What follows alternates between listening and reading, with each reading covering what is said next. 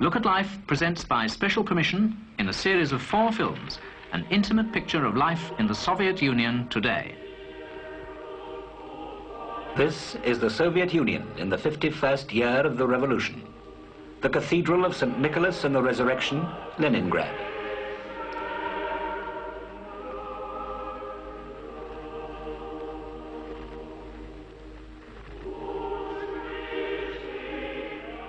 A 100 years ago, the scene would have been the same, with 2 differences. Today's congregation is almost all old and female. They worship in freedom and have their place in the scheme of things. But for the modern Soviet woman, we must go elsewhere.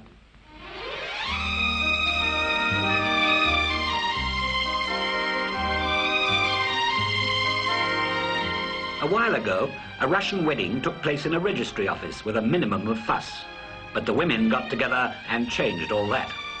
Here they are, back in white with all the trimmings, and the registry office is now transformed into a palace of weddings.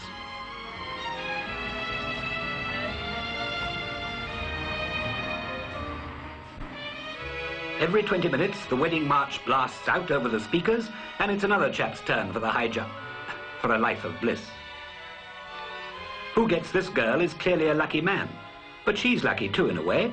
There are about 24 million women in the age group 21 to 60 without husbands, a result of World War II. Upstairs, another couple listen to solemn reminders of the duties and obligations of marriage.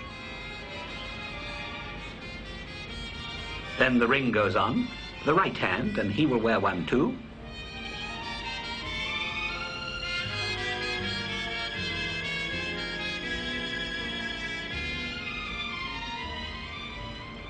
On goes the music, and joy is unconfined.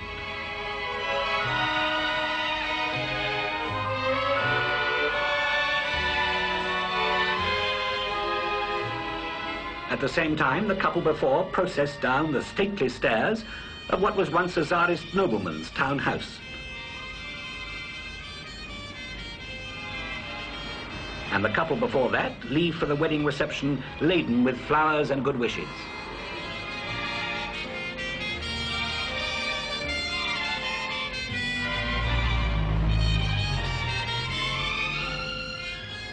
A 1,000 miles away on the Black Sea, another pair enjoy a sun-laden honeymoon. They're on paid leave, and their trade unions have paid 2/3 of their expenses. But soon it will be back to work. For her, as well as him, for all but a minute fraction of Soviet women work.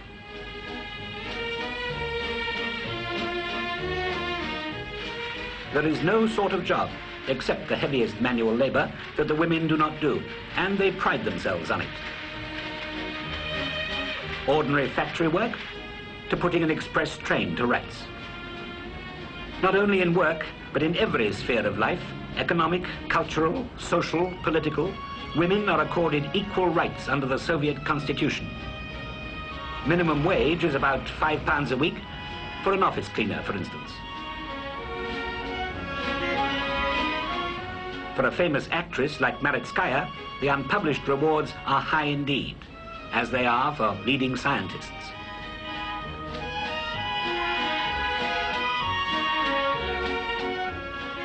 At this lecture, note the high proportion of girls, almost half the 2 million strong student body. Wonder what the Transporter General would say about this.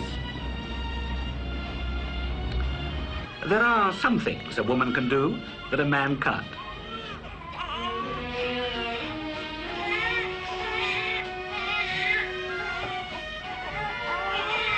However much on a par with men she may be, a woman has separate needs that society must cater for if there is to be true equality.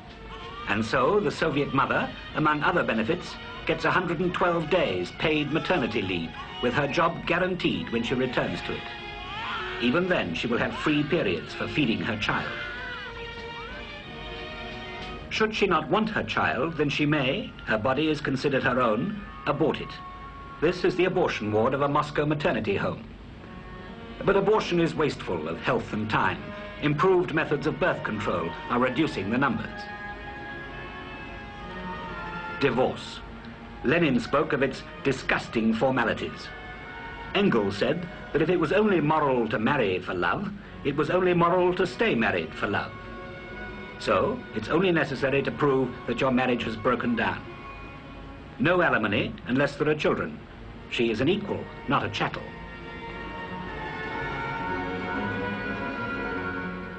Divorce granted? Da.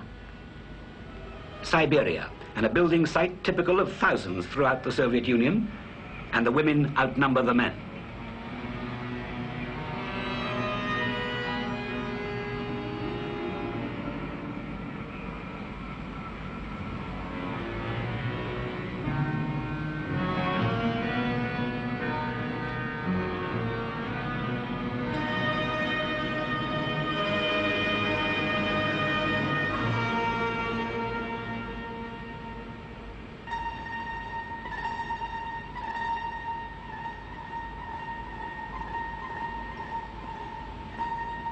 Skilled tradeswomen, every one. They will put you up anything from a garden shed to a skyscraper without batting an eyelid. Meet one of them. Valentina Ivanovna Hudoroshkova, 22, plasterer. She lives in a flat she helped to build.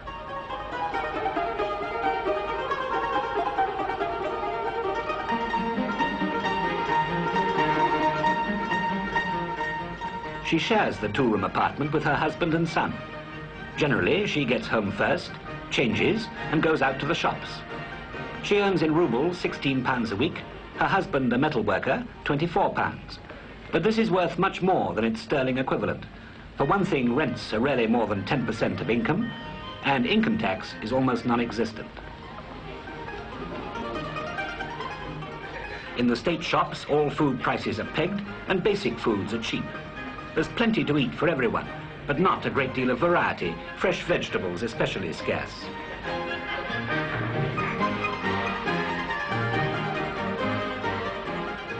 So few men realize how much effort and trouble they could save women if they would only lend a hand in the house.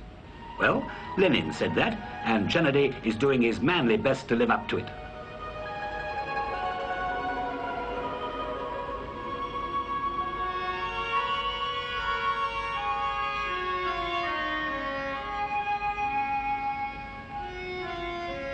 In the Crimea, a tobacco plantation, and the girl is Raya Shishko, 25.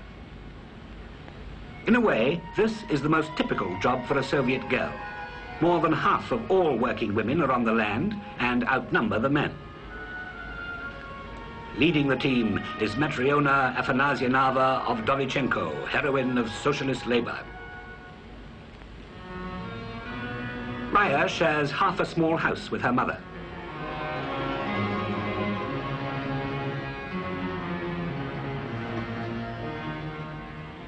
Mother used to work in the fields herself, is now a pensioner. Pensions for women start at 55. Raya's on her way into town to meet her boyfriend. They've planned their marriage to coincide with the 50th anniversary of the revolution.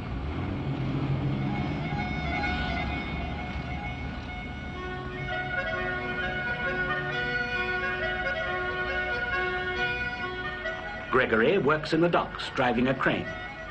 Until the children come along, marriage will make no difference to their working lives.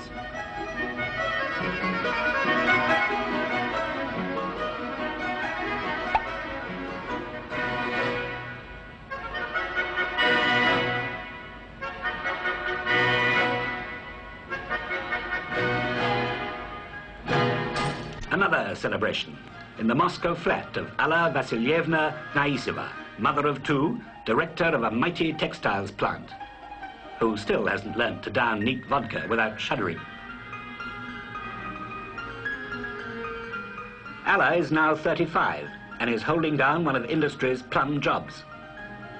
At 16, she was just one of the hands in this same factory.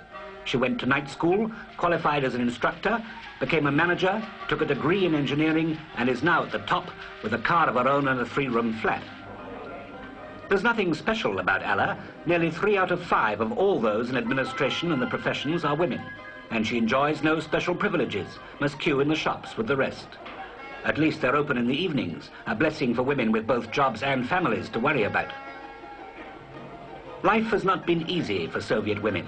Housing, consumer goods, services, all have taken a back seat, while the state concentrated on heavy industry, defence, and the public sectors of society. But of late, there's been a steady improvement in private living standards. If it is continued as planned, the heiresses of the revolution may soon be enjoying not only equality, but a plenty second to none.